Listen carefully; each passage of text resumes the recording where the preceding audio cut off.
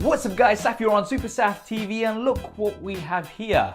It is of course the brand new Samsung Galaxy Note 9. I've had to go all the way to London to pick this up. We're gonna get it unboxed and we'll also compare it to the Samsung Galaxy Note 8. Let's get straight to it. So first up, the box this time actually has the S Pen here at the front.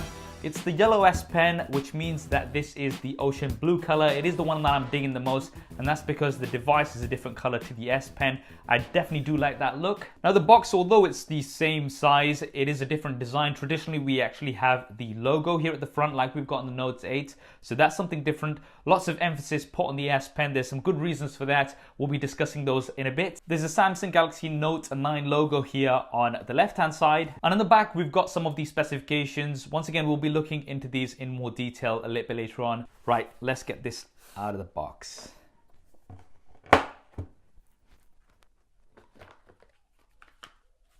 Little pack. This is going to have all the paperwork, and there is the device.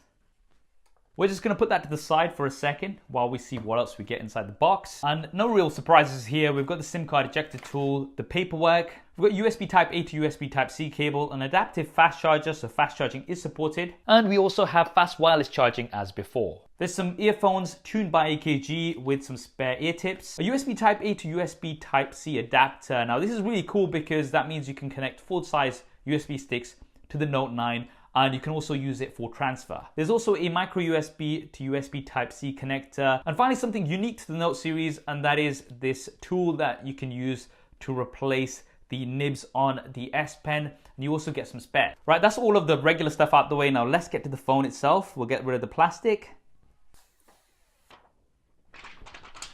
And that looks so beautiful. I'm really digging this ocean blue color. I'm glad I've got this one. There are 3 other colors available. And then we've also got the front screen protector. All right, that didn't really work. It just landed back on the desk. There you go, that's better. And we've switched it on and you can see this stunning 6.4 inch Super AMOLED display with Quad HD Plus resolution. Now it is an infinity display, so we've got very small bezels on the top and bottom, and it feels really nice and premium. Of course, we've got that traditional Samsung design where the glass panels curve both on the front and back with this metal frame. The edges are slightly chamfered this year, which does look really nice. And we've also got IP68 water and dust resistance like we had before. And as you can probably already see, I've got fingerprints at the back of this. And if you do want to avoid that and you want to protect the device because it is glass after all, then I would definitely recommend picking up a case from this video sponsor, Tech21. Tech21 have just launched their new range of cases for the Samsung Galaxy Note 9, some of which we have here, and they guarantee the most effective protection drop after drop. This is thanks to their impact-absorbing material, Flex Shock and Bullet Shield, which protect from drops of up to 3.6 meters, and the fact that Tech21 drop test their cases 20 times to ensure durable, long-lasting protection. If you want to pick up some cases from Tech21, I'll be leaving a link to them in the description below. Now looking around the device, up front we've got an 8 megapixel front-facing camera with an f1.7 aperture.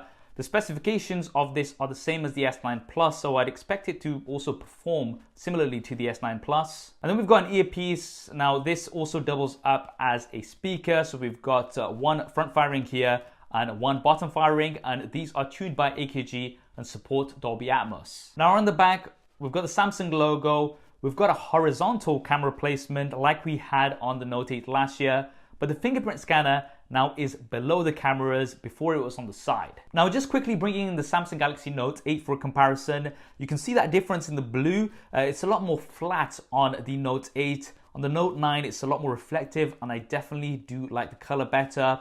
And the camera placement as well, although it's horizontal on both devices, the fingerprint scanner is in a pretty awkward position on the Note 8.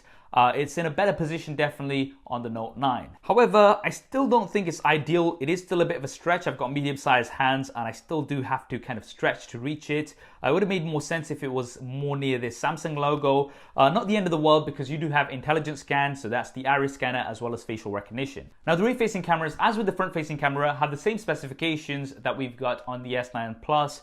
So it's dual 12 megapixel with optical image stabilization on both cameras. The primary is a wide angle with a dual aperture, so it does switch between apertures of f1.5 an f2.4, and that is based on the amount of light in your scene. The S9 Plus has been one of the best low light shooters out there right now in my test, so I expect this to also perform great.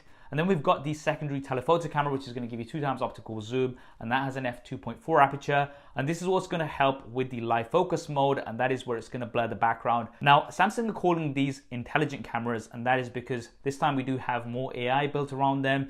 And this is going to try to enhance your scene, and it's also going to have something called flaw detection. So if somebody's got their eyes closed or if it's a blurry picture, it's going to alert you to retake that picture, which is quite interesting. Now I would expect the quality to be similar to the S9 Plus because of the similar specifications, but we do have newer software on here, so there might be certain improvements. Definitely let me know if you'd like me to do some super sound style camera comparisons and with which devices in the comments below. For video, you do have 4K up to 60 frames a second and super slow-mo at up to 960 frames a second.